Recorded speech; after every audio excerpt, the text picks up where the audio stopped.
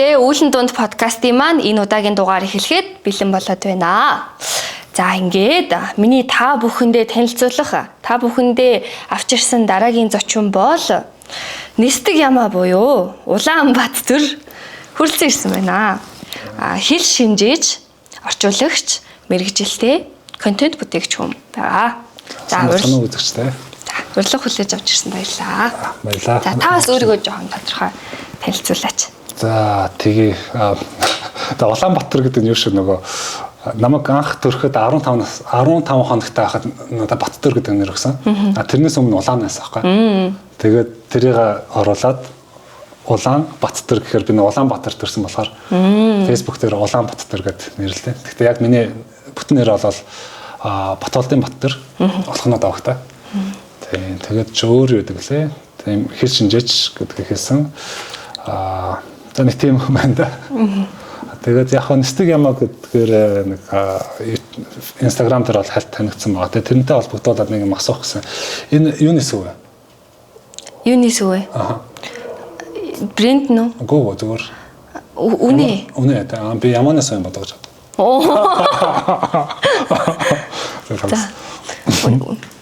Ойр сэн сайхан юу вэ да? Ойр сэн сайхан гэдэг нь би яг жоохон бодоод байдаа. Ойрд монголчууд жоохон сонирн болоод байгаа юм болоо гэд. Тэгээ ойрд монголчууд гэж мэдэх үү? Ойроод монголчууд уу?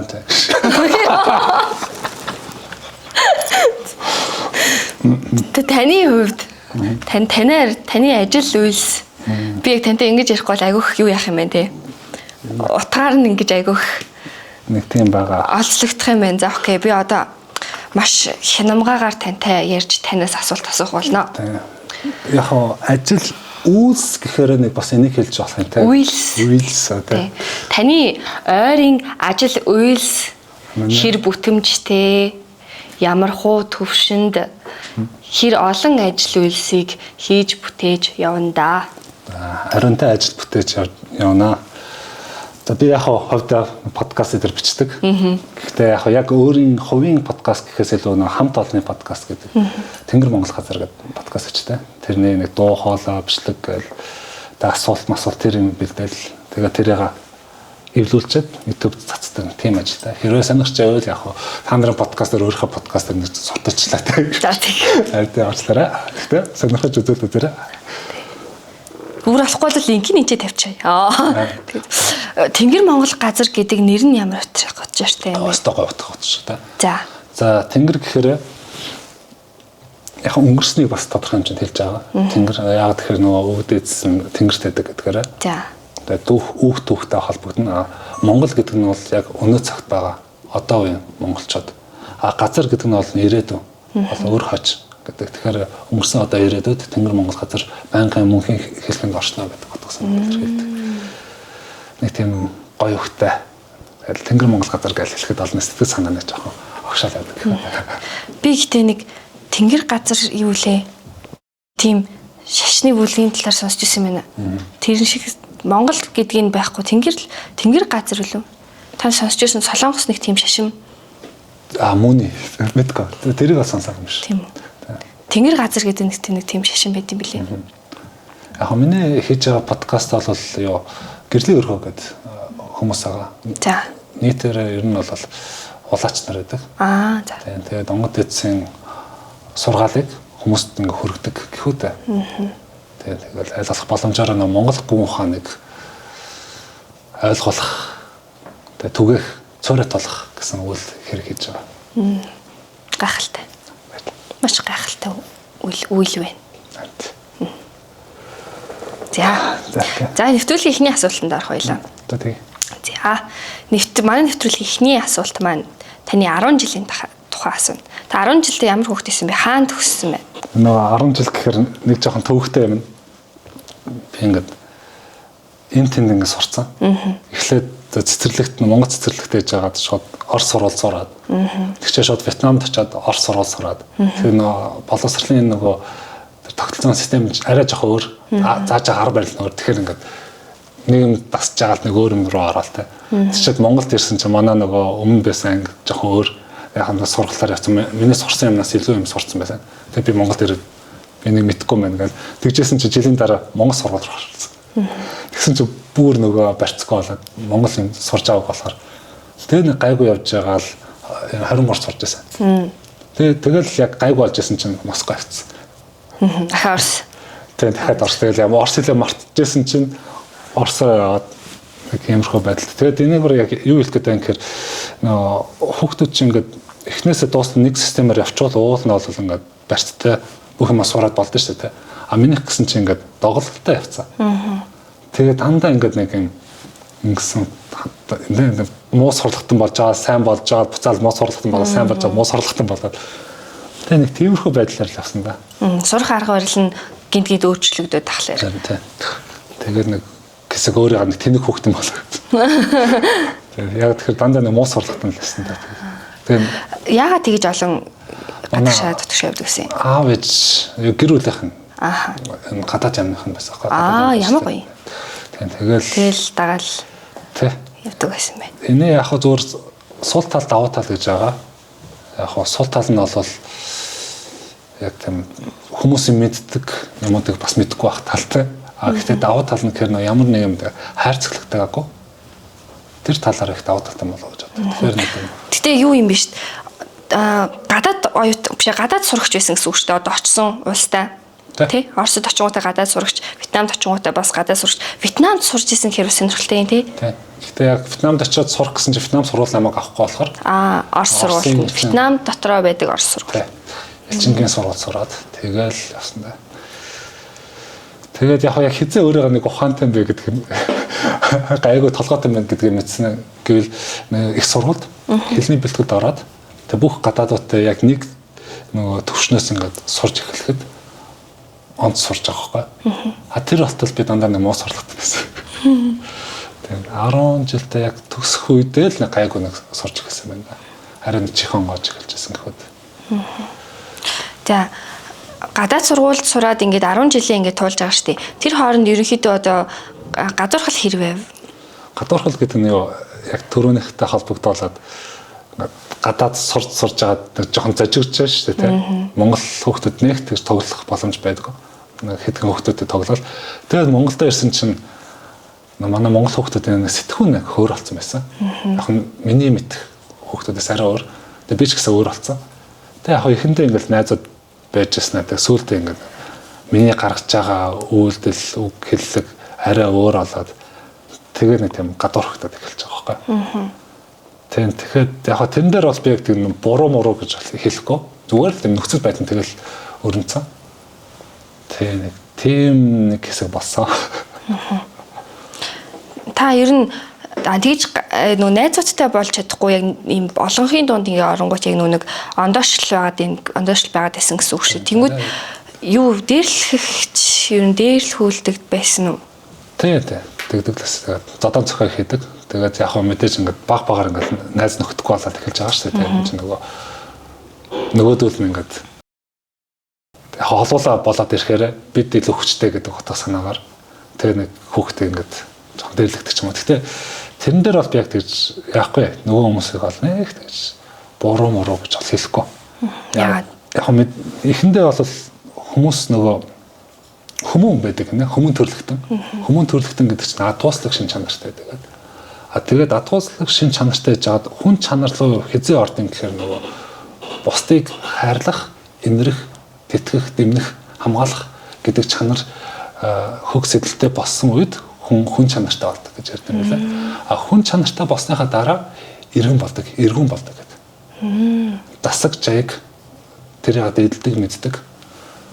Тэгээ нөгөө нийгэмдээ ингээд амьдраад нийгмээ ингээд тэтгэж явдаг хүнийг эргэн гэдэг. Тэр үед бол бид нар бүгдээрээ одоо хүмүүн байсан гэхүүтэй. Би ч гэсэн нэг тийм өлегтэй нэг тийм ухаантай лагч хүүхэд байсан биш. Тэгээд тэд нар ч гэсэн бас нэг тийм өлегтэй хүүхэд байсан ч штэ. Тэгээд яг би дараа нь бодохгүй. За яагаад тэд нар ингэ намайг тэрлэгсэн бол би тэр хүүхдүүдийн оронд өөрийгөө тавьж үзэхгүй.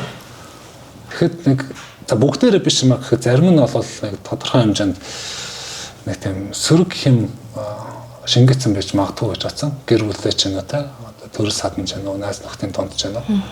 Тэгээд хар багасаа нэг тийм хэм гэдэг өөртөө шингээсэн үед чинь чадан дээрлэж болно гэсэн хүүхэд дээр тэр нэг сөрөг хэмээ гаргаж байгаа юм. Чинь бол хүүхэд гэлтгүй томчооч гэсэн ухамсаргүй гэж хандсан юм байна. Тэгэл тэр хэмээн ингээд над дээр ирсэн гэх. Тэгээд тэр хэмээн нэг муухай юм манай дүүнер дээр очсон. Та гаргасан гэсэн үг. Тэрэн дээр бол нэгт гэж бахархдаггүй. Ер нь бол ичдэг. Гэхдээ яг дүүнерсээ бол уучлалт гуйж байсан. Энэ тал дээр бол тийм байгаа. Тэгээд дараа нь энийгээ бодож эхлэхэд нэр яг тийм болсон юм байна да гэд. Тийм болохоор яг тэр хүүхдүүдийг тэр найз нараа бол буруутгах бол хүсэлгүй. Хим гэж ярьж штэ нөхөний одоо бие биендээ ингэж гаргаж байгаа үг хэллэг шангаас шалтгаалаад хүний ингээ хим одоо ийм нэмэх хим хасах хим гэж байдаг бол тэрийг нь хасаад байдаг гэсэн үг лээ штэ гэж хэлж болно те. Яг миний ойлгож байгаагаар за хөг сэтэл гэж бас түрүү нэг ярьсан те. Тэрийг бол яг мэдрэмж гэж бас хэлж болох байсан. Гэхдээ би арай өөрөөр илэрхийлсэн. Яг тэгэхээр мэдрэмж гэдэг нь бол 5 метр хүүгээр ингээд хүлээж авч байгаа мэдээллийг мэдрэмж гэд хэлж байгаа шиг байна. Хөг гэдэг нь бол сэтгэлд байгаа. Ямар нэгэн зориг, чиглэл ингээд хөтлөж байгаа юм сэтгэл ба штэ тэ. Тэрийг хөг гэж нэрлэдэг. Одоо хөгжил гэх юм бол хөг гэж хэлсэх. Одоо чи бит хоёрын зориг нь нэг байх юм бол хөг гэж хэлсэх нөхцөл бүрддэг. Тэгээд тэр хөгөөс ялгарч байгаа тэр 5 метр хүүгээр ялгарч байгаа нэг хэлбэлцэл дэлгэн биш тэ. Тэр бол хим багш. Одоо жишээлбэл би ингээд жах муухай хэлчихв. За. Тэгээд зайл гэдэг үг шүү дээ тэ. За. Тэрийг 2 хэмтэйгээр хэлээ заяа. Эхнийх нь нэг тийм найз нөхдийн дон тэ. Тий. Одоо юу хөө зайлаач гэвэл. Нөгөөх нь бол илүүтэйгээр ингээд зөвхөл шингээж аваад зайл гэж хэлэх арай өөр байгаа мэдрэмж өөр. Тэрийг одоо хэм гэж нэрлэдэг ах шиг юм л да. Би тэгж ойлгосон. Нөгөө харилцаа хандлага гэх харилцаанаас харилцаа гэдэг хандлага гэх юм уу? Нөгөө биеийн хилэмж мэлэмжээрээ бас ингэж тийм нөлөөлдөг. 5 метр хүүгээр хоолойны өнгө тэрөөр хэм мэдэгдэнэ. Үнэр зарим хүмүүс ингээд байхаар их муухай үнэртэй болдог. Ямар нэгэн хүнд ингээд сайхан мэдрэмж төрүүлэхээр бол гоё үнэртэй болдог та. Тэгээд барьж үцгэж гэсэн ингээд одоо бага насны юм дурсаал ингээд барихад шууд ингээд тэ 4-5 настай үеийн дурсамж орж ирдэг шүү дээ. Тэн дотор бас хэм шингэсэн байдаг гэх юм уу тэ. Амтч гэсэн одоо ээжийн хийсэн хоол ингээд идэхэд ингээд бас гоё дурсамж орж ирдэг шүү дээ. Тэр мэдрэмж одоо хөг гэх үү тэ. Тэр ингээд хэмээр дамждаг. Тэгэл хүүхдүүдээс нэг тийм хэм хороцсон. Тэр үед нөгөө ухамсаргүй байсан. Яг тийм хэм байсан байна гэдгийг мэдэхгүй болохоор бусдаа гаргачихж байгаа байхгүй. Яг тэрийг мэдэрсэн болвол одоо ухамсартай хандсан болвол энэс нэг юм орж ижин тэр хүнээ тийм байсан. Тэгээд тэр хүнээс би ийм халтчлаа. Гэртээ орохын өмнө энийг арай нэг жоохон уусгаад өөр төлөвт оруулж агаад гэртээ орохгүй болвол арай болох юм. Яг нэг арга нь бол гэрийн гадаа нэг амьсгалах ч юм уу тэ. Гоё сайхан дурсамжуудаа санаж агаад тэгээд гүн амьсгаа аваад гаргахад тодорхой хэмжээнд хэмнэн ингээд хувьсцсан байдаг. Эсвэл нэг дууд болох ч юм уу тэ. Тэгэхэд арай өөр болчихдог. Тийм ээ. Миний бас өмнө подкастны маань зочин нэг стресстэй яг хэцүү санагдсан үедээ машиндаа ороод ямар ч хамаагүй дуудуулдаг гэсэн. Хэдэн минут чамайг дуулаад тэнгүүт нөгөө нэг бүр ингээд яг амьдрал нь урах гэж байгаа юм шиг мэдрэмжээсээ ингээд өөрчлөгдчихдөг. Тэгэхээр хүн өөрөө өөрийгөө бас тэр нөгөө химээсээ ингээд гаргаад байна л. Одоо угаасаа л ойлгомжтой нийгэм юм их стресстэй, ууртай уцаартай, бухимдалтай хүмүүс байгаа юм чинь өөрөө өөрсдөө тэрийг мэдээд өөрсдийнхөө химийг цэнэглээд, дэвшлүүлээд, орчлуулад удирдах сурчих юм бол амьдрал их энгийн байх нэ. Уг нь алтай. Зарим хүмүүс бас арай тийм мэдрэмтгий байдаг гэж ярьдаг. Ингээд олон хүмүүсийн донд ингээд орох ингээд жоохон татгнаад ч юм уу нэг тавгуутаад ирдэг шүү дээ. Тэр хүмүүс яагаад тэгээд байгаа мэдэрдэг вэ?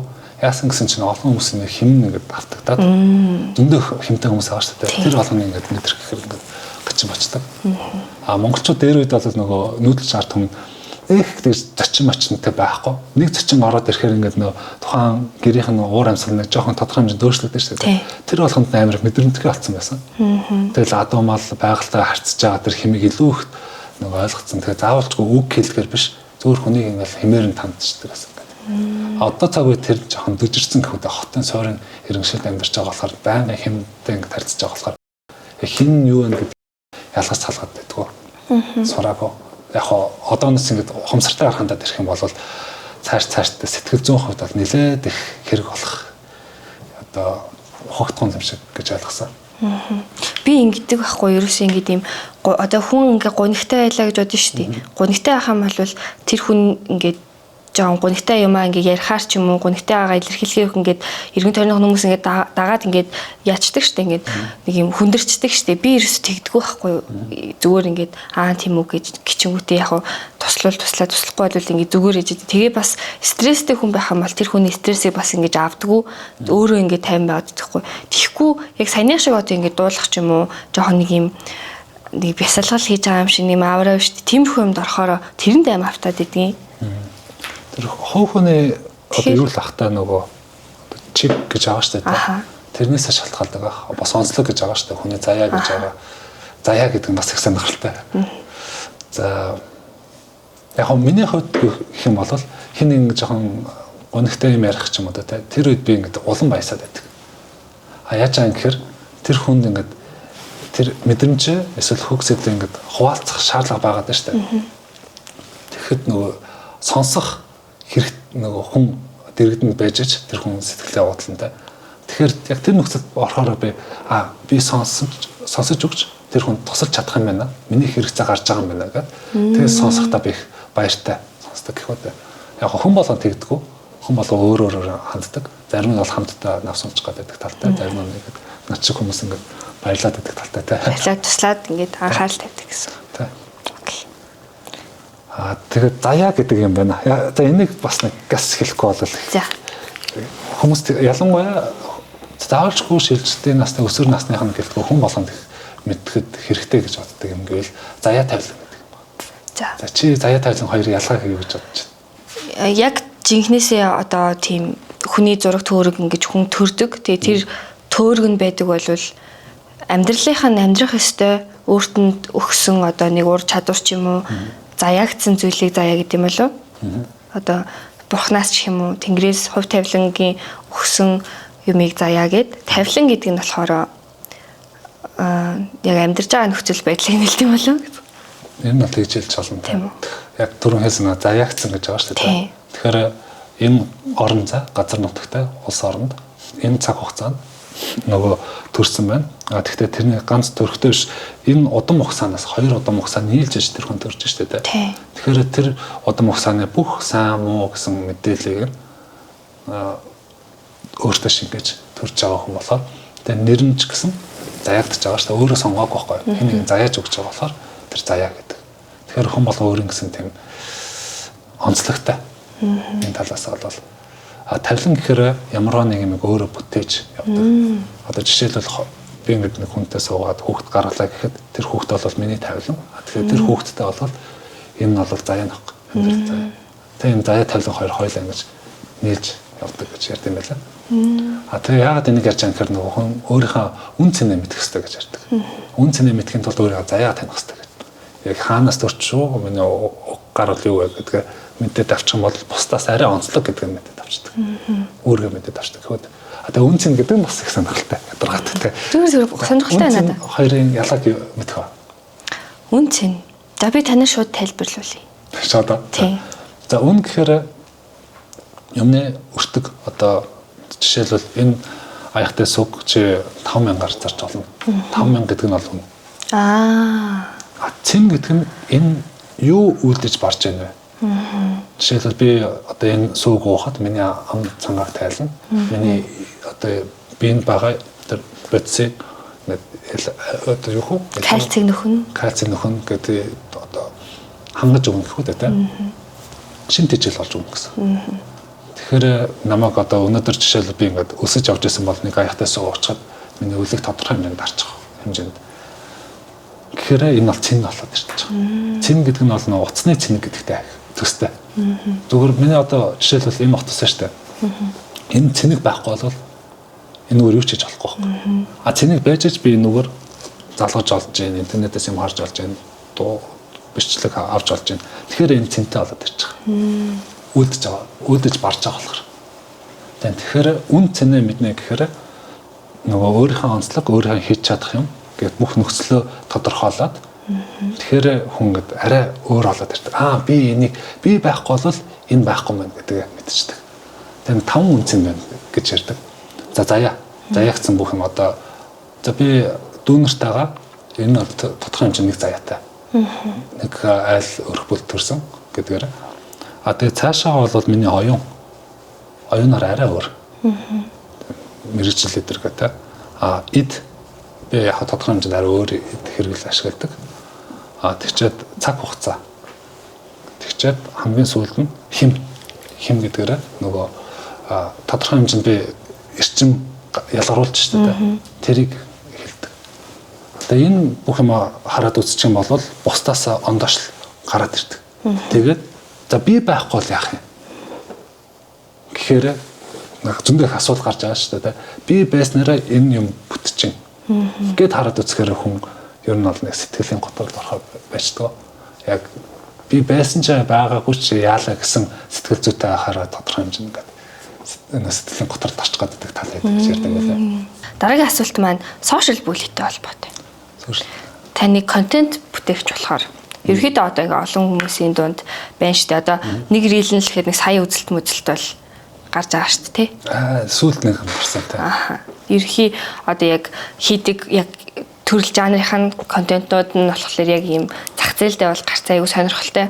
Тий. Онцлог гэхүүд бусдаас арай өөр болж чадсан. Тэр талаар яасан. За, сошиал бүлэг.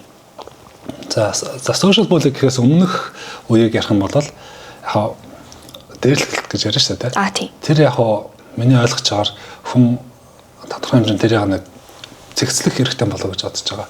Яг гэхээр дээрлэлт гэдэг чинь нөгөө гэр бүлтэй төрөл садан хамаатны дунд явагдах боломжтой нэг юм байдаг. Тэгээд өөрийн хувийн найз нөхд байгаа шүү дээ. Орон байр болно. Тэгээд лагер туслан гэх мэтийн орон зайд бас юм болж олно. Цаашаа сургуулийн орчинд бас болж олдог юмтай. Тэгээд энийг нэг хаана яг юунаас болоод байна гэдэг бас мэдээд авчвал уул нэг зүгээр байдаг. Би бол яг энэ орон зайнууд тодорхой хэмжээний тийм онцгой мэдрэмж авч байсан. Яг гэр бүлийнхэн дээр бол нэг муу юм бол биш. Гэхдээ нөгөө үеэл ах нарын тунд хамгийн бага нэсэн болохоор ямар нэг юм болох юм бол цаадал чи илүү нөгөө гүйлгээ ухаан сайтай болохоор үг хэл амаараа намайг даваад идэг. Би тэр дандаа буруу болж тасдаг гэсэн байхгүй. Гэхдээ дийлэнх нь бол гоё дурсамж. Аяал нэг ах дүү нар жоохон муудалцдаг болохоор тэр үед жоохон доор нь орчод идэг талтай байсан. Тэгээд нэг дандаа намайг доголж шоолно инээтэй хамгийн бага нэсэн болооч тэр. Нэг тийм байгаа. Тэгээд яг найз нөхдийн донд бас тодорхой хэмжээний юм болж исэн. Тэгээ сургууль дотроч гэсэн тэр нэг гадаадаас ирээд бас нэг жоохон дээлгүүлж исэн.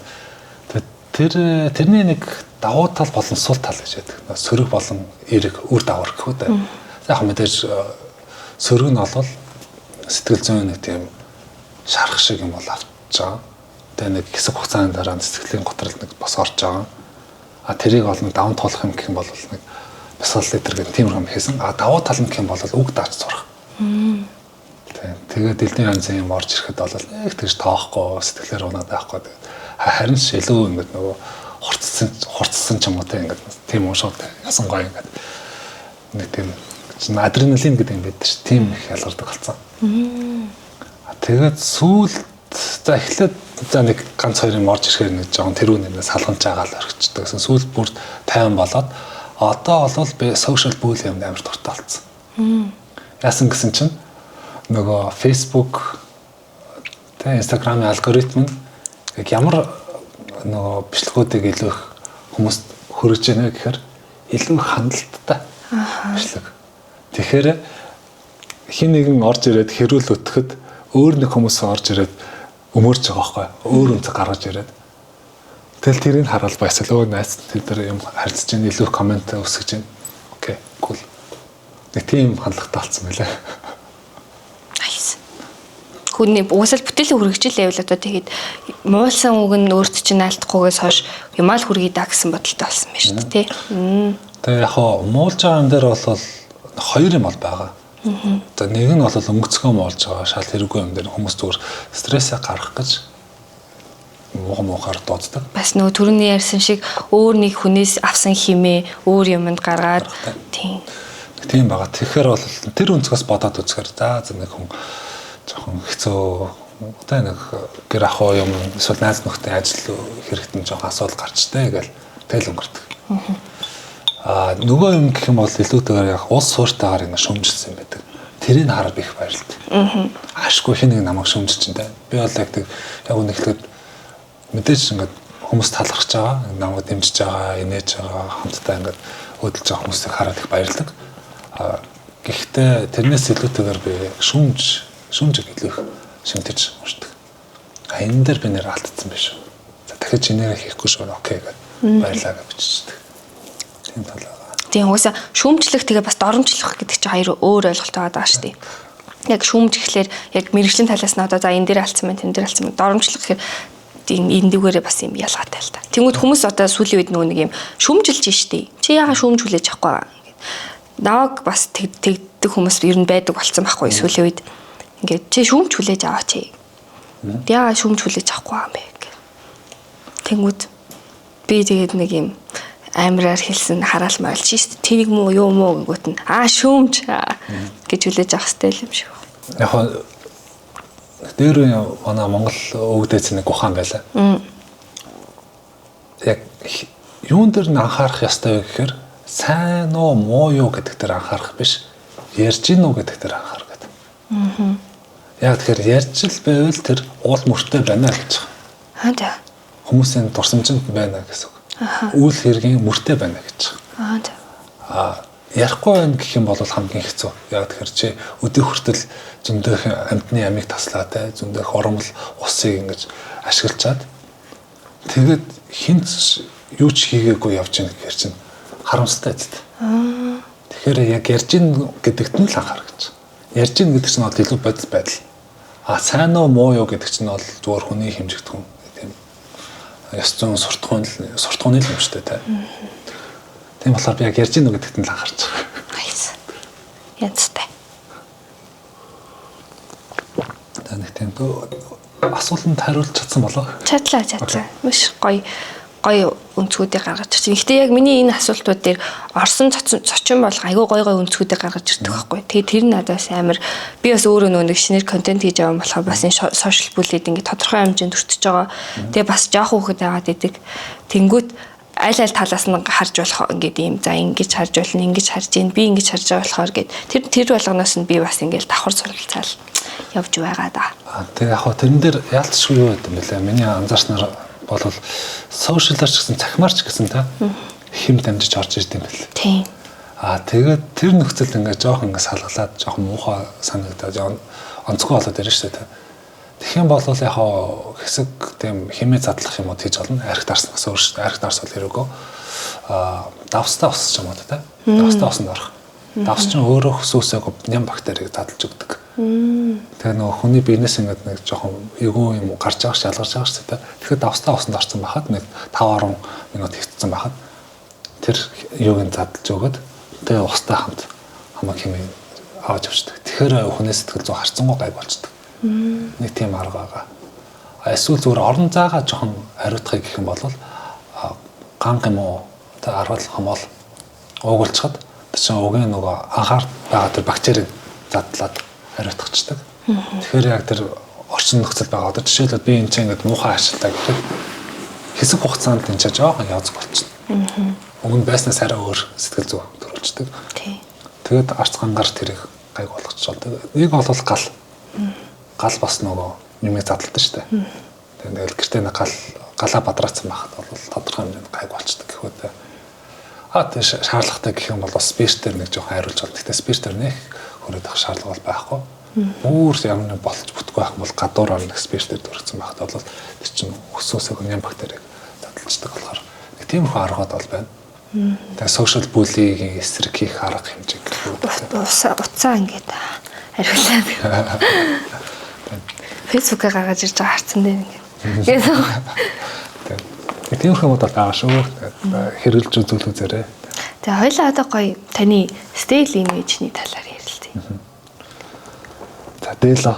Тийм дээл хувцс. Та нөө хоёлаа бичиж хахад энэ дээл хувцс бол сүүлийн үеийнх штэ гэж тэгсэн штэ. За тэнгүүд за тэр үеийн сүүлийн үеийн яг хизэнээс ер нь энэ хүртэл ингэж явхад яг аян замд чинь юу таарч одоогийн таныг бүтээвэ? Би нэг гадаад их удаан байсан гэсэн шүү дээ. Тий. Бараг нийтдээ нэг 14-5 жил болцсон байхгүй гадаад. Тэгээ сүүлийн бараг 10 жил тасралтгүй гадаад баг байцаа. Тэгээд дээлгүй явчихсан. Гадаад яг юу Монгол байна гэхэд миний алт бие минь л Монгол байхгүй. Тэгээд яг нэг ойр зур ярьж байгаа хэлмэл Монгол. Тэрнээс бусдаараа яг амьдарч байгаа орчин нөхцөл нь гадаад, идэж байгаа хоолнд нь гадаад, ярьж байгаа те бусдаа ярьж байгаа хэл нь гадаад гэдэг яг Монгол юм бараг байхгүй. Тэгээд Монголоо их сандаг гэсэн. Тэгж яахта нэг Африк хүмүүсийг харахгүй. Африк хүмүүс ингээд метронд гоё өөртөө хавцсан хүмүүс. Амар өнгөлөг харагддаг. Тэгэл тэрийг харчаад нэг ядаж нэг дээлтэй алчих юмсан тэгвэл нэг дээлэн хүмүүсаа яг энэ шиг ингэж явж байгаа байхгүй гэдэг. Тийм их боддог гэсэн хэрэг. Тэгээ Монголдо яриад нэг хэсэг байжсэн чинь манай нэг найз надад нэг дээл хийдэг хүнтэй танилцуулж өгöd Ижагуур гэдэг брэндтэй танилцуулж өгсөн. Тэгээ Ижагуурын нөгөө 13 дугаар зууны дээлийг дээлний олдвор байгаа шүү дээ. Тэрийг олж хараад хаана ямар хэмжээтэй яаж ойсон байна гэдгийг нь харж чаад өөртөө тэр нөгөө хоёр харах ухаанаа гаргаж ирсэн хүмүүс. Тэгээд тэдний дээлийг өмсөөл явж байгаа даа. Зөндөө олон дээл байгаа танд. Сэлгээний хоёр дээлээс нэг дээлийг ахтаа өгсөн одоо ганц дээл тавьж байгаа. Тийм. Тэгээд яг ууж гэж бас байгаа гадуур өмсдөг. Тийм хүмүүс байгаа. Тэгээ энэ дээлний нэг онцлог нэг сонирхолтой. Яг зарим хүмүүс жоохон өөр санаа сэтгэл ярьж магадгүй. Гэхдээ энэ миний ярьж байгаа юм илүү тэр нэг байдалтай л илүү ойрхон. Яасан гэсэн чинь нэг 10-аас 15 жилийн өмнө байна уу да. Нилээд их бөөнөр нэг хэсэг төрж байсан шүү дээ. Тэр үед зарим бөөнөр тэгжсэн. Нэг жоохон хуучны онгодод тэр манд захтай дээлмэл ингэ хийж өгөх гэхэд нөгөө манай цаг үед ийм зах байгаагүй. Манайх номон захтай байсан гэж ярьдаг гэсэн. Тэгээд номон захтай гэхээр ямар юм болдоо гэж нэг зарим хүмүүс ингэ дээлмэл хийж захтай энэ ч нэг юм хүм хийдэг. Тарчлаар марчлаар тэр нь бол яг биш байсан байлаа. Тэгээд зарим онгодод бол яг хэлж хагаад ийм ширээстэй, ийм хуняастай, ийм захтай дээл гэж бүр захиалгаар хийж. Тэгээд нэг 12 оны үед бол нэг иймэрхүү дээлний анхны одоо шинэ үедтэй те энэ дээл дахиж төрсөн юм байлаа. Тэгээд 17 18 оны үед бол 16 оны үед ч л үү Мойсен тэр философи ангийн нэр үлээ алтан уу гэдэг нэг ахад. Тэр ах тэр өөрийнхөө хичээлийнхаа одоо сургуулийнхаа тань үед шүү дээ. Дипломын ажил. Тэрийг нөө түүхэн хувцас гэдэг сэдвэр хамгаалаад тэгж яхта өөрөө түүхэн алдаруудыг харж агаад тэр дээлэг дөөрэлгэж хийжсэн байлаа.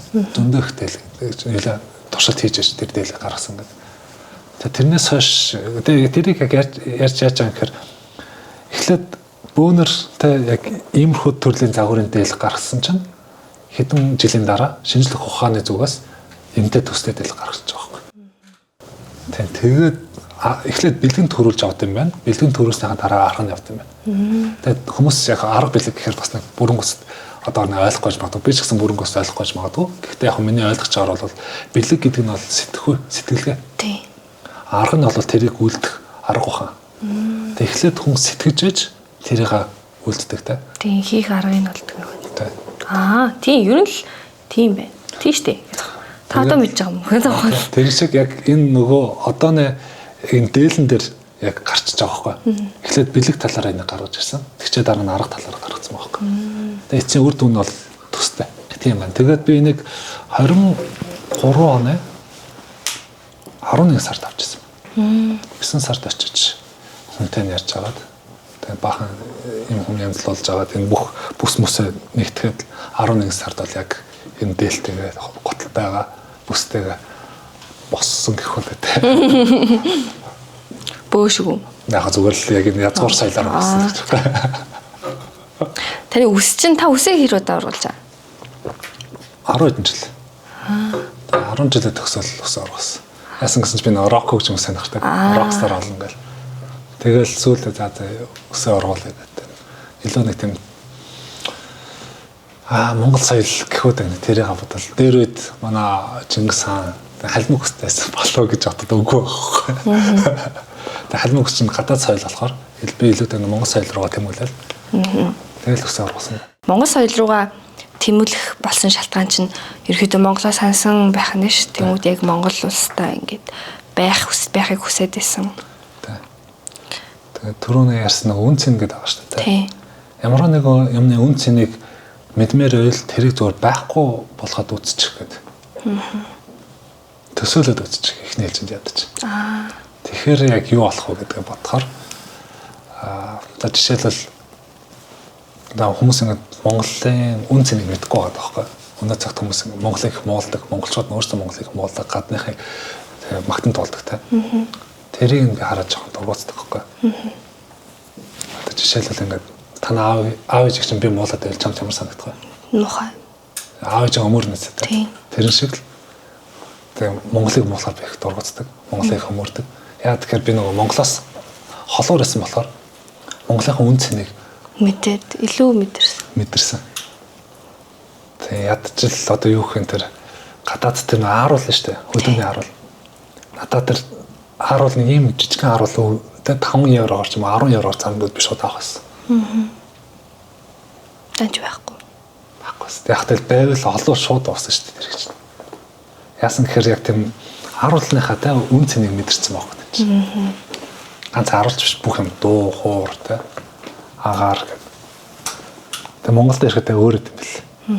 Тэгээд өнөөдөр хүмүүс ингээл Монголын талаар ярьж байгаа та нар гадаад амьдрал мэдгүй байна. Яг мэдээж нөгөө өнгөцгөн харахад бол гадаад гоё.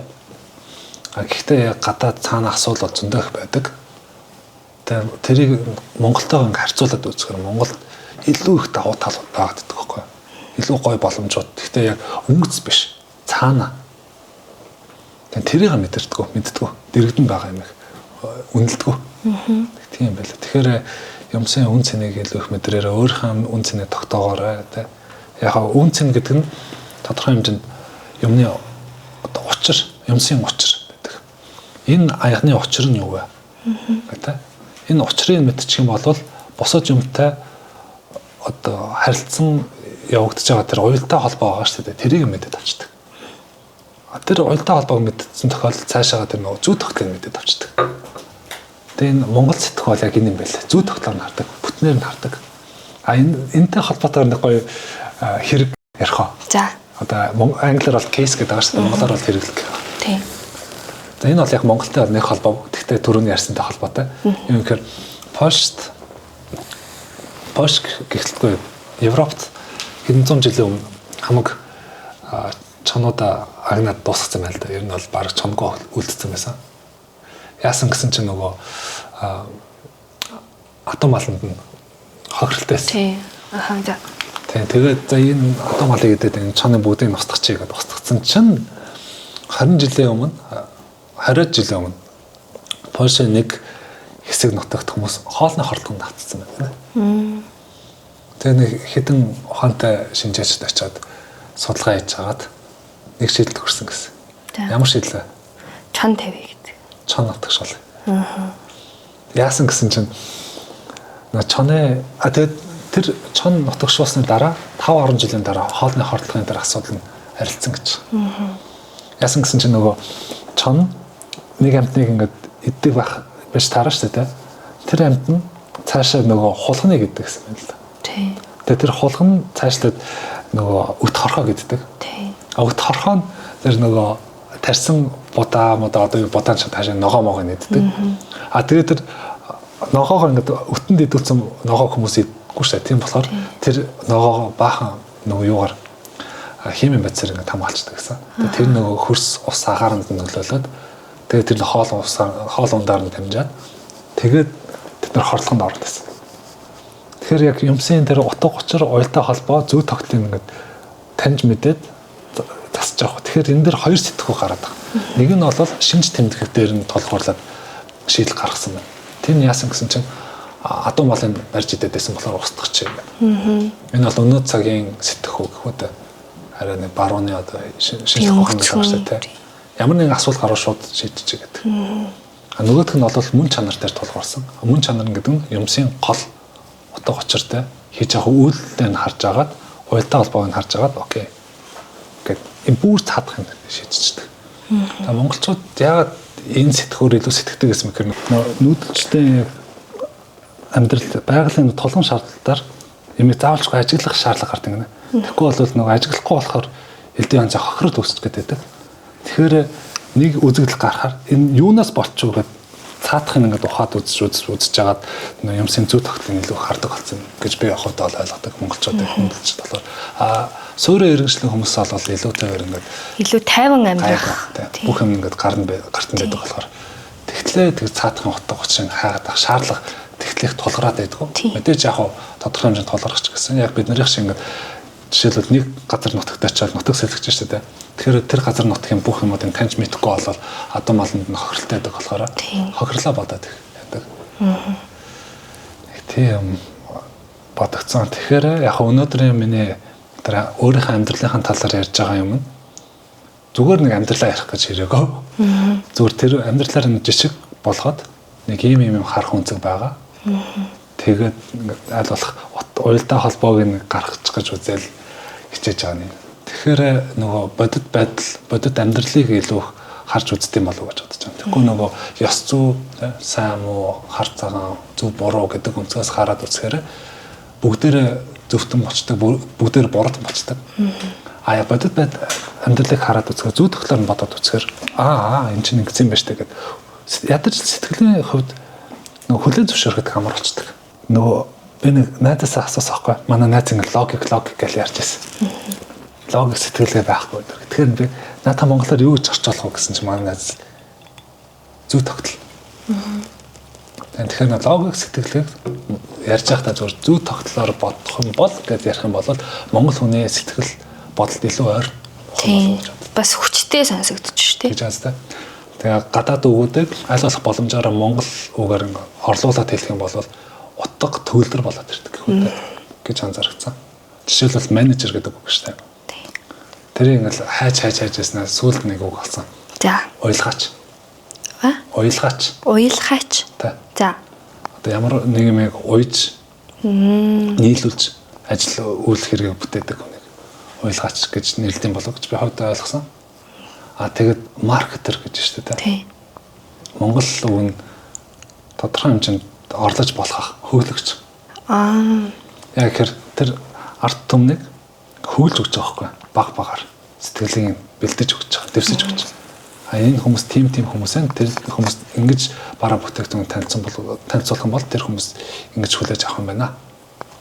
Тэгэхээр хөглөгч. Та краш гэдэг үгийг орчуулаач. Би орчуулаагүй. Хөрвүүлээч. Нэг хүн өмнөд монголчууд хөрвүүлсэн байдаг шүү дээ. Атгахын зүрхний тамлан гэдэг. За би өөрөөр сонссон. За. Бодлын тэг. Бодлын тэг. Nice. Nice биш. За гайхалтай. Гайхамшигтай. За окей. Ерөнхийдөө маш гоё үр бүтээлтэй, сонирхолтой яриа болж байна. Яг гоо дөрвөн ёсоор би яг сүүлийнхээ асуултыг төгсгөлийн асуултаа асуув. Тийм. Төгсгөлийн асуулт асуултныхаа маань хувьд бол 5 асуулттай 5 асуулт маань тусч байгаа гэсэн үг. Ерөнхийдөө одоо хоёул энэ сэдвээсээ ахаад илүү лавшруулад ярий. Би таныг яг сайн одоо ярьж хэлж өгөх болов гэж бодож байна. Сэтгэл готрал гэж нэг зүйл байгаа шүү дээ. Сэтгэл готрал гэдэг зүйлд сүүлийн үеийн хүмүүс, хүүхдүүд, залуучууд, ялангуяа эрчүүд аягүй хүртэж байна. Амиа орлолт өндөр байна гэсэн ийм тоон судалгаа гарч байна. Олон ийм кейсүүдийг та сайн мэдвүлээ. Хэрэгүүд ингээ гарлаа. Энэ тал дээр таны байр суурь. За сэтгэл готрал гэдэг таны таньж мэддгээр. Түрүүний хэлсэн шиг. Ямар нэгэн үр дүн гарахгүй байгаа нөхцөлд хүн ингээд илүү сэтгэлээр готорд юм болов гэж ойлгосон. Яг тэгэхээр одоо жишээлбэл би ингээд нэг юм хийлээ. За жишээл офис ажиллаар ингээд хүн өдөртөө очиод юм хийдэг. Тэгэл гардаг. Тэгэл нэг цалинтай орж байдаг байждаг. Сайн ч ажилласан, муу ч ажилласан нэг ялгаагүй тэгэл авчлаад шүү дээ. Тэр нөхцөлд хүн орчхороо би энэ байсан ч байгаагүй ч тий би энэ ажлаас гарахад өөр хүн хэнийг намайг орлож шүү дээ. Тэгээд угийн тэр хүмүүс нь ч гэсэн нэг тийм хандлагатай байна тийм. Чамайг орчим чи яах юм. Хань чамд нөгөө цалин өгж байгаа нэг юм биш үү гэсэн. Тэгэхэд ингээд гэл жонготорд орчихтай суурин дэвсэгдээд явчтай болов гэж боддог. А малчид бол арай өөр. Малчид бол ингээд өнөөдөр ажиллахгүй бол маргааш хоол хүнс хэцүү дээ шүү дээ. 100 малтайсан бол өнөөдөр жоохон налаа суудсан чинь маргааш нэг нь байхгүй болчихно. Тэгэхээр яг нөгөө хийж байгаа бүх одоо хөдөлмөр нь дандаа нүдэнд үзэгддэг. Тийм болохоор өөрийнхөө үнцнийг мэдээд байдаг. Би байснараа энэ байж энэ би байхгүй болчих юм бол хин тэр ажлыг хийх юм гэдэг үнцгээс хардаг болохоор арай өөрөөд юм болоо. Тэгээд түрүүний хэлсэн шиг өөрийнхөө нөгөө өөрийгөө байхгүй болгоод үзчих. Төсөөлөд үзчих. Хохирол нь юу вэ? Хонжоо нь юу вэ гэж бодоод үзчих. Одоо за жишээлбэл чамаас тий болон сонсогчдоос асууя. За чи ингээд байхгүй болчлаа. За чи 10 жилийн өмнө байхгүй болсон байна. Тэгэхэд хохирол нь юу вэ? 10 жилийн өмнө бол байхгүй болоход гэж бодохоор би өөрөө жоохон гэдэг юм аа. Яг нөгөө нэг миний асуудалтай байсан үе чи яг 10 жилийн өмнө ахгүй. Тэнгүүд яг тэрнээс хоошоогоо би тэр үедээ гэхдээ би яг энэ талаар бодож исэн. Би одоо ингээ хэрэггүй ээж болох ч гэсэн би ирээдүйд ингэж хийж бүтээх юмтай. Би нэр танд амар сонирхолтой юм ярих уу? Намайг төрж яхад яг төрүүлэх гээд манай ээж маань ингээд жирэмсэн гэдгээ мдээгүй байсан чинь жоохон аав чирмэн юм асуудалтай байсан юм байна л та. Тэгэд хоорондоо жоох асуудалтай. Тэгсэн чинь нэг автобус хүлээгээд автобусны буудлын дээр гандангийн автобусны буудлын дээр манай аав чир жоохон төр таргиц автобус хүлээгээд зогсож байсан гэсэн. Тэгсэн чинь нэг юм ах нар гэдэг чинь нэг юм үздэг юм шиг гүүч юм шиг халамцуу ах ирснээ ээжийн гидсэн дээр гинт гараа тавиад охин хүүхэд байна. Заавал гаргаарай. Энэ хүүхэд чинь төр барих хүүхэд байна шүү. Сүүлийн үеийн эмэгтэй хүүхдүүд их мундаг болж байгаа шүү. Гаргаарай гэдгсээс. Тэгээ манай ээж тэр үед өөрийгөө жирэмсэн гэдгийг ч мэдэхгүй. Тэгээ ямар сони юм бэ гэд очиод ингээд үзсэн чинь нэрнгэсээ жирэмсэн болцсон. Тэгээд нөх юм бодоочгүй ээжсэн чинь би төрсөн чинь охин хүүхэд байсан гэсэн. Тэгээд ээж маань надад тэрийг яг надад хэцүү үед маань яг нэг юм жоохон асуудалтайс үед маань хэлжсэн байхгүй. Чамайг ингэжсэн чи ингэж төрсөн шүү дээ. Чамайг ингээд төрхөөс чинь өмнө ингээд нэг хүн ингэжсэн шүү дээ. Тэр бас надад таны дөрөвний хэлдгээр нөгөө нэг миний заяа байсан байгаа байхгүй юу? Одоо охин хүүхэд байна гэдгийг тэр хүн үнэхээр мэддэг хүн байсан болоод л ингээд хэлж байгаа. Эсвэл бол манай ээж зүгээр бас тэр ах санамсаргүй байсан юмыг нь айгуу сайн бодож тээж явсан байх. Тэгээд ээж маань яг тэр үгийг сонсоод нэг амар за төр бариараа миний охин гээгүй л дээ. Зүгээр нэг тийм потенциал бий болгоё доо гэж бодож намайг хүмүүжүүлсэн баг. Тэнгүүд яг би нэг хэсэг жаахан асуудалтай ингээл сэтгэл готраал би өстө хинт ч хэрэггүй. Би ингээл уусаал яах гэж төрсөн юм бол доо гэл бүх юмнаас ингээл асуулт тавиал ирж хайгаал тэгэл хайлтынхын дүнд юу ч болохгүй. Тийм үе байсан баг. Тэгээ тэрнээс хоошоо тэр үеэ тисээд төвчээд гараад тэгээ би чадна би ирээдүйд ямар нэг юм хийн. Ямар ч гэсэн за үнэхээр л хэрэггүй одоо хэрэггүй байгаа ч гэсэн би ирээдүйд ямар нэг хэрэгтэй хүн болъё гэдэг зорилгоороо одоо амьдэрсэн байхгүй. Тэнгүү тэр маань одоо миний тавилан байж таарсан байна. 10 жилийн өмнө бол би байхгүй болсон байсан болвол амьдрал үргэлжлэх байсан баха гэж тэр үедээ бодож ирсэн. Одоо бодох юм бол яг аав ээжэд маань айгүй хэцүү байх юм болов. За эхний орон зайн тэнцээ шүү дээ. Гэр өрх бүлд хэцүү.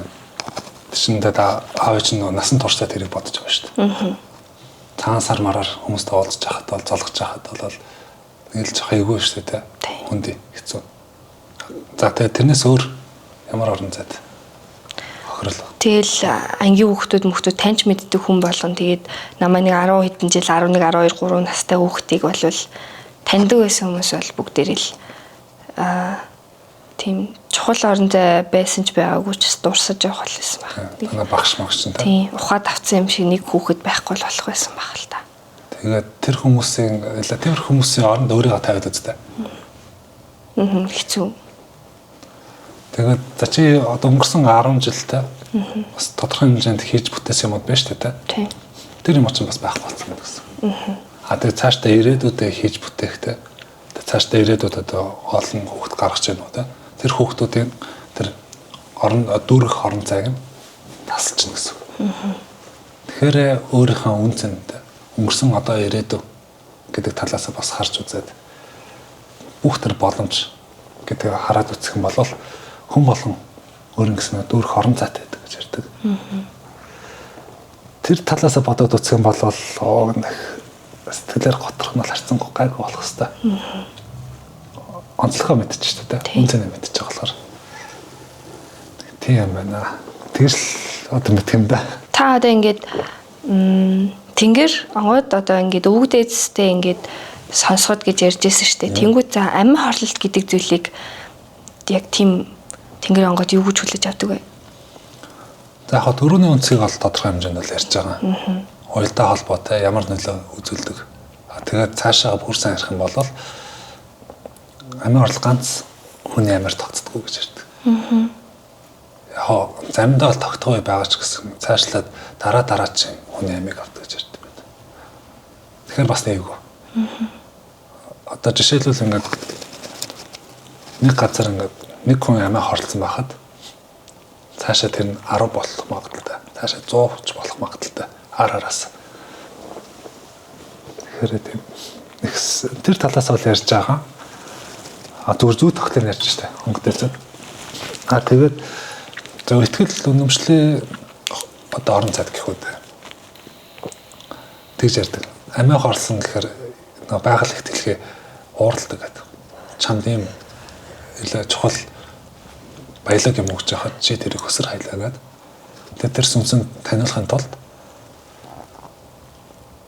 эрэлгийн ажил хийлгүүдэг гэж. Бусдаас ингэ сүнсийг авдаг. Гэхдээ сүнсийг авахдаа зүгээр өгсөн хүний сүнс биш, амиа орлож байгаа хүмүүсийн сүнсийг харуулдаг гэж.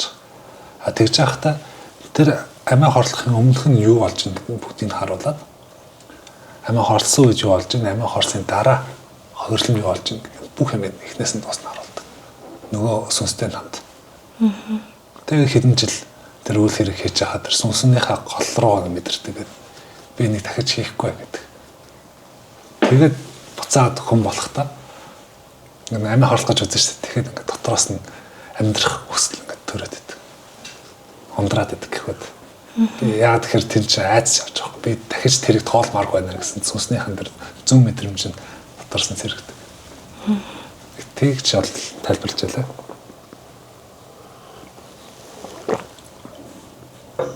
Тэгээд чинь бас нэг үүлийн өр гэж ярьдаг. Өр биш, өр. Жишээлбэл чи ингээд нэг заяатай байлаа. Тэр заяагаа дүүрэх хэрэгтэйсэн. Тэр орон зайд ингээд манах хэрэгтэй байхад чи дутаагаад амиа орчлоо гэж бодсон шүү дээ. Тэгэхэд тэнцээ зөндөх асуудал үүсэж байна. Тэгэхээр тэр асуудлыг хэн шийдэх юм? Тэгэхээр уул нь чиний үүрэг хариуцлага байсан гэж таарна шүү дээ. Тэгэхээр дараа төрөлдөө чи яг тэр нөхцөл байдалд орж ирнэ гэсэн. Тэгэл тэр нөхцөл байдал тодорхой хэмжээнд зовно. Өөрийнхөө тарьсан гайнда. Тэгээд аль болох боломжоор тэрийг буцаагаад байсан газарт нь байлгана. Тэгэхээр одоо жишээлбэл ямар нэгэн асуудал баг дээр нь шийдчихэд их амар байдаг шүү дээ. Тий. Өөр өнгөрсөн хойно шийдэх гэхээр баахан асуудал ингээд араасаа ингээд цуваад орсон ингээд нийлцэн байхад нэг асуудлын хүндэх гэхээр нөгөөдөл нь ингээд хамт хөндөгдөд байдаг. Тэр муухай нөхцөлд орчихгүй байхын тулд анханасаа баг дээр нь л асуудлыг шийдэж явчвал уул нэг зүгээр гэж ярьдаг билээ. Тэгээд одоо түрүүний ярьсан ингээд энэ нөхцөл байж чад ийшээ ингээд орчин гэж харсан. Энэ бас тодорхой хэмжээний жамын нэг хэлбэр юм нэ. Зам гэдэг нэг сонирхолтой. Яг дөрөв хийсэн зүй тогтол байгаа шүү дээ. Тэр зүй тогтын дагуул явагддаг гэдэг юм. Зүй тогтол нь гэхээр зам гэхээр нэг талаар ингэж ойлгож болт юм байна. Амьдрал байгаа цагт өхөл байдаг. Өхөл байгаа цагт амьдрал байдаг гэдэг. Тэр нь яаж юм гэхээр би ямарваа нэгэн одоо би амьдрмаар байвал нэг амтныг юм уу те нэг урамлыг нэг амтай юмыг зооглоно. Тэгээд тэр нөгөө зооглоход тэр нөхөөр миний эдисийг ингэ дамжуулдаг. Тэгвэл би дараа нь ингэ өгчих юм бол би дараа чинь төрөл юмуд тэтгэж авдаг. Энэ бол зам гэж зөвхөн хурангуй хэлбэрээр тайлбарлаж байлаа. Тэгээд цаашаа ярих юм бол уг нь байгалийн химийн тогтолцоо руу орчдөг. Тийм билээ. Тэрийг хүмүүс эртнээс мэдэж аваад баг багаар ингэ бодоод ургуулад явбал цаашдаа бол хэрэгтэй болоо гэж бодож байна. Ер нь л цаашдаа нөгөө нэг юу гэдэг штеп. Одоо авдар алттай байсан гэсэн тэр авдраа аваад нүдэнихгүй гэдэг шиг. Зүгээр бас үүлийн үр гэж байдаг. Тэгээд нэг тийм муу үеийн үр олонтой байхгүйгээр өртөө бас байхгүйгээр ингэж амьд яваа насандаа ч гэсэн яг ингээд авхаа аваад хариулахаа хариулаад ингэж явах юм бол байгалийн хэмтэйгэж тэр өөрийн хэмтэйгэж тэр айгүй амар тайван байх арга юм уу? Нэг талаар тэгээд өөр бас нэг сонирхолтой сонсоо юм гэхээр за энэ бол одоохондоо бол миний хувьд ихтгэл үнэмшлийн нэг орон зай байгаа. Тийм. Хүн хөхөд юугаар нь дэнсэлт юм бэ? Юугаар нь хэмждэг юм бэ те? Тухайн хүний амьдралыг зөв туусан байна уу, буруу туусан байна уу гэдэг. Тэрийг аз жаргалаар хэмждэг гэдэг. Хэдий их хүнд аз жаргал мэдрүүлсэн. Төдий чинээр үнэлэгддэг гэхэд. Тийм бас сонсогдсон. Бусдын хийсэн, бүтээсэн юмар өөрөө аз жаргал хийсэн тохиолдолд өрөнд орчдөг. Үлийн өр гэж тэрийг яриад байл. Яг үр гэхээр бол цаашдаа ингээд нөгөө уялдаа холбоотойр нөлөөлж байгаа тэр нэг хэлхээ хэлж штэ. Үлийн өр. Өр гэхээр нэг арай өөр юм болчиход байдаг. Өөр хогтхон болчиход байдаг. Тийм бай. Тэр өөрийг өгжээж жоохон тодорхой хэмжээний амар тайван байх гэдэг шүү дээ. Гэхдээ хүн өгчгээр тэр өөрийг яаж төлөх үү гэж бодохоор гэдэг нэг хэцүү шүү дээ. Тэгээд тэрэндээ бас уягдаад хорогдчихдаг ч юм уу. Тийм хүн нөхцөл үүсчихдээ юм шиг байгаа.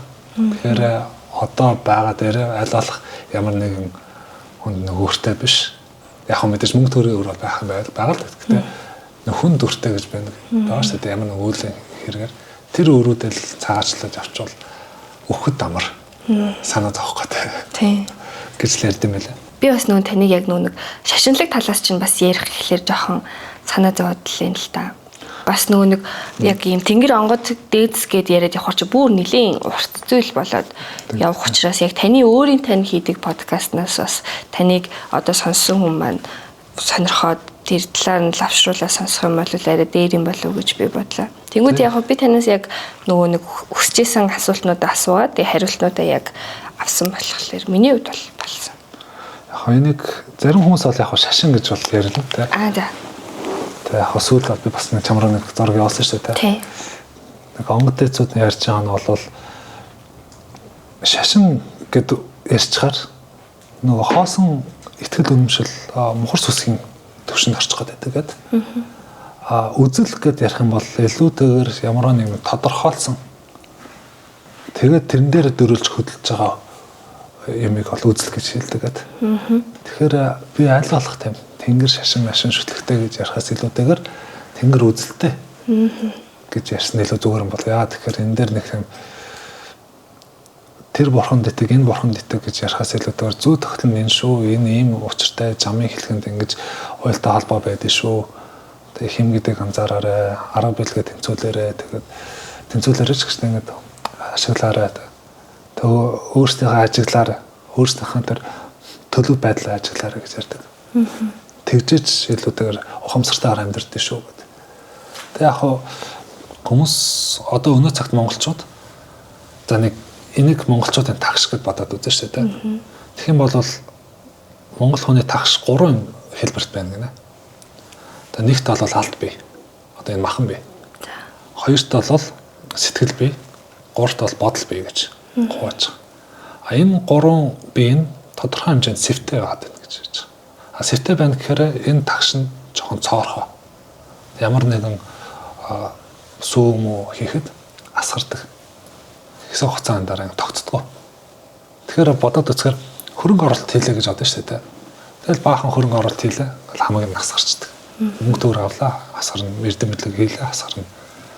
Энийг зур тогтоочих юм бол бүх юм асуудалгүй болчихно гэж ярьдаг байхгүй. Яаж тогтоох юм бэ гэхээр алт биенд бол дөө махан биенд зөв хоолж идээд одоо зөв идэх гэхээр бол мэдээж зөв хоол хүнс хэрэглэн бас тэрийг зөв зохистой зажлна. Буруу дутуу зажснаас болоод хүмүүс нэг эрүүл мэндээр хохироод идэх талтай. Тэгээ зөв амьсгална гэж ярьж байгаа. Буруу газар ингээд хагас тутан гэдэг хаа бас зөндөх асуудал үүсгэж дарал маралт гэдэг. Тэгээд зөв ондно. Яг нь болвол нэг толгоогоо нэг хойшоо хомирлоо гаргадаг ч юм уу те. Тэгээд 10 цагт орондоо ордог ч юм уу 11 цаг гэхэд орондоо орцсон байдаг ч юм уу те. Энэ гурыг хангацсан байхад аль бие нь бол ер нь бол гайгүй асуудал үүсэхгүй гэдэг. Бодол биенд бол за мэдээлэл авлаа.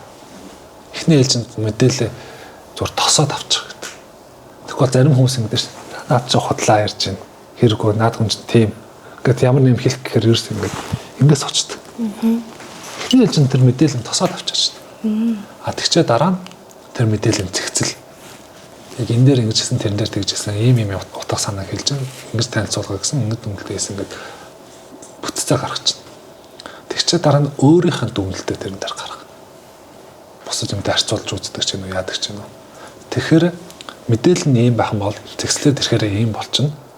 Дүнэлт гарахаараа ийм болчдөг. Тэгэхээр энэ их мэдээллийг өөрийнх нь тарих толгоонд хадгалаад авах шаардлага байхгүй. Цуцна. Энийг л авчих. Тэгэхэд энийг авсан тохиолдолд энийг дараа нь бодоод үзэхээр энэ мэдээлэл гараад ирдэг. Тэгэхээр илүү цэгцтэй болоод ирдэг тарих бодол. Эцэст нь юу вэ? Сэтгэл бий. Сэтгэл биеийг яаж юм гэхээр эхний ээлжинд мэдэрчих. Тэ? Энэ чинь юу болоод байна? Ямар хүүг вэ? Уур хилэн байна уу? Аз жаргал байна уу? Тэ? Хайр байна уу? Инрэл байна уу? Тэ энэ ингээд давхцж гин үү? Яаж юм гэдэг эхний ээлжинд мэдэрчих. Тэгчээ дараа нь тэрийг тань гэж. Мэдэрсний дараа тань. За би яг энэ үед ийм атаархал надад төрөөдсөн байна. Ийм хар төрөөдсөн байна. Яг тэр энэ мэдрэмж биш шүү гэдгээ тодлоод тэгснийхаа ар дээр тэрийг бүхлэн гэж. Бүхлэн гэхээр за би энийг мэдэрсэн болвол дараа нь энэ нөхцөл гарч ирэхэд энэ мэдрэмж юу ч юм сэтэл төрөхөд би ямар хариу үйлдэл гаргах вэ гэдгээ бодоод үзчихээр за би энэ хариу үйлдэл гаргах юм бол асуул дахиж орно. Дахиад нэг самсараагийн эргэлтэнд орчихно. Энийг гарахгүй тул би арай өөрөөр хандах хэрэгтэй байна гэд бүхлээд авчдаг. Тэгэхээр нөгөө энэ гурван юм бүрдчихээр одоо багш хүний эрдэм бэлэн ингээд гоё үлдчихдэг. Тэр яг эмхтгээд бүхний ячна. Одоо домч хүний одоо засламж бас зөв орно. Яг тэр эмчнэр ингээл хүнийг эмчлээлээдэг нөгөөт нь дахиад буцаж орж ирээлээдэг те. Тэр асуул нь шийдэгдчихнэ. Тэгээд засагч хүн одоо хууль баталдаг хүн яг хуулиа батлахад тэр хүн ямар ч тийм гэмт хэрэг элдэн янз юм орооцдохгүй бүх юм ингэ таарчдаг. Тэгээд энэний дээр юу гэдэг гэж од мичдэг хүмүүс. Од мичт нь яг энэ тагшаад тааруулсан бол хүмүүсээ зөв чиглэл ингэ чиглүүлэлт өгчдөг гэдэг. Энэ нь олон тийм тодорхой хэмжээнд нийгмийн зураглал гэж ярьдаг. Тэгэхээр энийг хүн болгон дор бүрнээ мэдээд энэ би ингээд заст юм биш үү? Тэгээд цаашдаа энэ асуудалгүй болох юм биш үү гэдэг одооноос эхлээд хэрэгжүүлээд ирэх юм бол Монгол ер нь 5 жилийн дараа гэхэд дэжгүй болсон шүү. Тэгээд хинээс нөө чиглүүлэг авах вэ гэдэг бас бодно шүү дээ. Энэ хүн ер нь бол жоохон тийм тагш нь жоохон сэвтэй андаа гэж бодож байл тэр хүнийг нэг дагаад бол шаардлага байхгүй. Аль болох бүх юмар ингээд бүрдсэн, төлөвшсөн хүн байвал тэрийг дагсан зүгээр. Гэж ярьд юм байлаа. Би яг таны хажууд сонсснороо хэрэгжүүлнэ. Би бас өөрийгөө ер нь бодоод үзсэн чинь бас тийм юм байна. Тэгээд бүх юм ер нь тэл явсараад өөрийгөө танихаас эхэлдэг гэж ярьд юм байна. Өөрийгөө таних дээр за энэ санаагаар өндөрлөе те. Өөрийгөө таних гэдэг. Яг тэгэхээр сэтгэл готрол гэдэг чинь хүссэн үсээгүй өөрийгөө танихтай л холбогдно. Өөрийгөө таних талаар юу гэж боддог? Эхлээд нөгөө нэг ямар хувцsalмаар байна, яаж харагдмаар байна гэдгээс эхлэх юм болов. Өөрийгөө одоо сонсоод тийм. Яаж сонсоо? Гэхдээ яг тий одоо буруу тайлбарлаад байгаа юм болов. Одоо нэг ийм хар өнгөтэй, цагаан өнгөтэй, ягаан өнгөтэй гурван юм байлаа шүү дээ. Тэнгүүд би ягааны л авна. Тэнгүүд тэр ягааны наммаар байгаа өөрийгөө л хүлээн зөвшөөрч байгаагаараа би өөрийгөө таних юм болов. Таны талаараа тэр мө. За яг миний ойлгож байгаа шүү дээ. За. Төрөний ярьсан нөгөө 5 цэн өдр гэж ярьдаг шүү дээ. Тэрнтэй адилхан өөрөө багтаа яг ямар хүүхдээс юунд дуртайсэн, юунд дургүйсэн. Тэгээд тэр чинь бас нөгөө цаг хугацааны урсгалаар өөрчлөгдөж байгаа шүү дээ. Тэгэхээр ер нь боломжоор бол 3 жилээр хангалаад за тэр 3 жил би яг тийм хүүхдээсэн тэрэнд орох байсан. Дараа жил 3 жилийн энэ нөхцөлд ийм хүмүүстэй ингэж нийлээд миний бодол санаа ингэж өөрчлөгдсөн. Гэт юм дээр дөрөөлөд өөрийнх нь чадамж юу сурсан, юу дутсан, ямар хүн надад гоё сэтгэл төрүүлсэн, ямар хүн надад сөрөг сэтгэл төрүүлсэн гэдгийг ингээд жагсаагаад бичээд ард талд нь дүгнэлт бичдэг. Бүр тэгж таних айгу. Нэг талаар бол та. Окей. Яг энийг хиймээргүй юм гэх юм бол чадамжуудаа бичиж. Чадамжуудаа бичээд тодорхой хэмжээний нөгөө үнэлэх тийм арга ухаан олоод тэгэхгүй бол зарим хүмүүс нөгөө үнэлэхгүй болохоор хэд дээш өргөждөг, хэд доош унгацдаг. За жишээлбэл би энийг хүн зааж чадна гэдэг байвал дээд оноо өгч. Зааж чадахгүй ч гэсэн нөгөө хийгээд үлдээчдэг. Гэвэл нэг дунд оноо. Яг тэ тэр үн зах зуухаас нь мэднэ гэх юм бол хамгийн доод оноо. Гэдэг ядаж энэ гурван үнэлгээнд дээр өөрийнх нь чадамжуудаа ингээд үнэлээд тэр чадамжууд ч олон талбартай шүү дээ. Ажлын талбартай байна, уран бүтээлийн талбартай байна, математиктэй нэг жоонд сэтгэхүйн тал биш шүү дээ. Тэр талаас авч бодож үзнэ, спортын талаас авч үзэж болно. Тэр нөгөө юу гэдэг шүү дээ. Гэр ахын ажил гэж тэрүүрээ авч үзэл. Тэгээ бусдаа харьцуулаад үзэх. Окей. Би энэ дээр бол бусдаас арай давуу талтай байна. Энэ дээр бол сул талтай байна. Гэт танад мэдчихээр өөрийнхөө сул талуудаа мэдчихдэг. Сул талаа мэдсэн тохиол нөгөө хаана хизээ тэрийг хязгаарлах мэдчихдэг байхгүй. Тэр нэг амар. Эсвэл өөрийнхөө хандлага гэж ярьсан шүү дээ тэр. Энэ нөхцөлд одоо гэр орон гэртээ би ямар хандлага гаргах юм бэ? Өөрийгөө их муулдгөө, өөрийгөө их хэдүүл гэж ярьдгөө, тэ. Өөртөө итгэдэггүй юу гэдэг ингээд хандлагаа ингээд бас тодорхойлоод үзчихүүлэх зүгээр. Тэр нөгөө 16 персоналити гэдэг юм яриад байдаг шүү дээ. Тэр чинь бас өөрийгөө таних нэг зам. Өөр нэм гэх юм бол удам багсаа. Манай аав ш тийм хүмүүсээс тийм зан чанартай, тийм өвчтөнд ингээд автомхаа. Тэгээд чадвар нь тийм байна. Манай өвөө эмээ тийм хүмүүсээс. Өндөр эмээ өвөө тийм хүмүүс байсан. Гэт бодоод үзсээр тэр хүмүүсийн одоо зөв мэдрэмж юм уу та совин ингээд хүүхдтэй ингээд шингэсэн байдаг.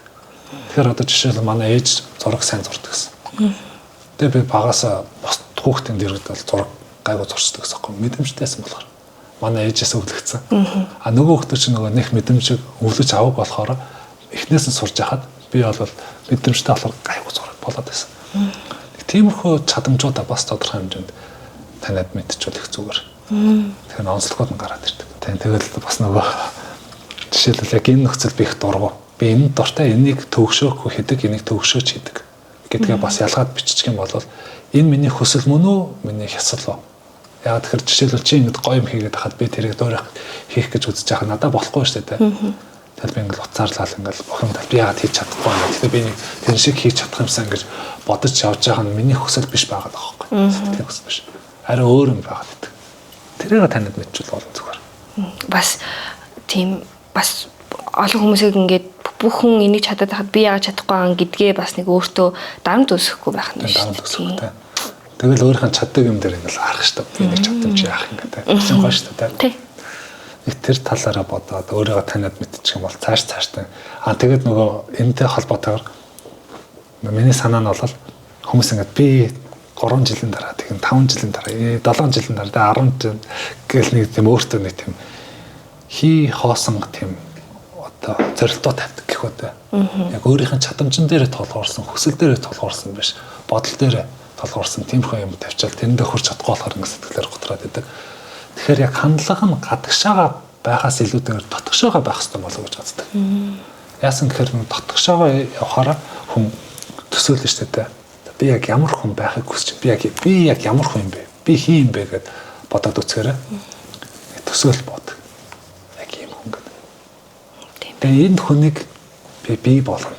Би бол энэ болно. Би энэ мөн гэд. Тэр чинь ирээдүйн төлөвлөгөөнд болчихдог байхгүй. Тэгэхээр дотроос гарч иж байгаас гаднаас биш. Тийм байна. Тэрийг би яаж одоогоор гаргаж байгаа юм гэхээр өөртөөгөө болцож байгаа. Өөртөөгөө яаж болцож байгаа гэхээр би одоо чамтай болцсон гэж бодсон шүү дээ. За. Тэгэхээр би чамайг аль болох боломжоор таньж мэдхийг хүснэ. Ямар хүн бэ? Энэ нөхцөлд яадаг вэ? Тэгээд болцоо болгон дээр чамаас асуулт асууна. Чиний хувийн асуулт ч юм уу та хэд гүн орохгүй ч гэсэн баг багаар тууштай. Тэгэл 30 хоног ч юм уу чамтай ингэ болцлоо гэж бодсон шүү дээ. Тэгэхээр ерөнхий баримжаа бол чиг авчих шүү дээ. Мэдээж чамд бол цаана нуугдмал зөндөлөх юм байгаа ч гэсэн ерөнхий баримжаа авчихна. Тэгээд тэр болцоо болгондоо эхэндээ би нэг асуулт бэлдээд за өнөөдөр би чамаас нэг юм асуулт асуунаа. Тэгээд тэрийг биччихэл тэгээд ингээд өөрийгөө тайшруулж дуу мод болж байгаа л ганцаараа тэгж байгаа л өөрөөсөө нэг асуулт асууж байна. Тэгээд тэр асуултандаа би чин сэтгэлээс хариулна. Ямар нэгэн давхар юм бодохгүй, хоёр бодохгүй те. Яг анхан бодсон орж ирсэн тэр бодлоо шууд хэлээл хэлсэн утга санаа цааснаар болгоод биччихдэг. Тэгэл Баттар тэгж бичиж байна, тэгж хэлж байна гэл. Тэгж нэг болцож байгаа гэхэд. Тэгэхэд нэг арай нэг бодол зэгцрээд эхэлт юм бэл. Юу хийх, ямар аа гэдэг. Юунд дуртай, юунд дургүй. Ямар хүн байсан гэл гэх мэт. За тэгээд миний зүгээс гэх юм бол үзэгчтэй хэлэхэд эхний ээлжинд аль болох өөрийгөө таниад өөртөө болцоод үздэг ч юм уу те. Тэгээд ямар асуудал байна гэдгийг мэдээд авчих. Тэгээд цаашдаа монгол хэлнийхаа язгуур үг те тэрийг сайн тогтоогоод яг хизээ юу хэрэглэх вэ гэдэг мэдээд авчих бол илүү зэгцэрд юм байл шүү. Тэгээд гадаад үг ашиглахаас илүү монгол үг ашиглаад ирвэл илүү сэтгэл дойр. Тэгээд эцэст нь тэгэл ямар юмны тэр зүй тогтол тэ утга учир уялдаа холбоог нь таниад мэдсэн тохиол амьдртаа илүү ойрхон болдог, хүлээн зөвшөөрөхөд илүү амар болдог, цаашдаа юу хийх вэ гэдэг нь илүү тодорхойлоод ирдэг болохоор зөв буруу, сайн муу, хар цагаан гэж ярихаас илүүтэйгээр зөв тогтлоор нь бодож үзээ, сөрөг нөлөө, эрэг нөлөө, тэ үр дагавар гэдгээр нь бодоод үзчихвэл илүү зүгээр шатар шиг тэ зөв мөн үү үгүй юу гэжсэн илүү оновчтой юу, оновчгүй юу гэдгээ бодоод үзчихвэл эцсийн зорилгот төхүүлж гинэ үгүй юу гэдгээ мэдээд авчвал их зүгээр. Тэгээд бас хохирол хонжоо хоёроор ялгаж салгаад тэгчин бол бодол илүү зэгсэрдээ шүү. Тийм ээ. Гэт хэлжээ тэгээд сонсон баярлалаа. Баярлалаа. За хоёлаа нэвтрүүлгээд дуусгая. Подкастаа дуусгая. Би танаар нэг юм хэлэх үү баяртай гэхээс өмнө. За 1 2 3 гэж хаад хамгийн тэнэг царайгаа гаргах шүү заяа. Тэгээ баяртай гин штэ. За 1 2-ын 3 дээр нь штэ. 1 2-ын тэнэг царайгаа 3 дээр нь гэдэг штэ. Тэг чи 3 хэлэх байгаа. За 3 шиг үлээгээл штэ. За 1 2-ын 3 баяртай.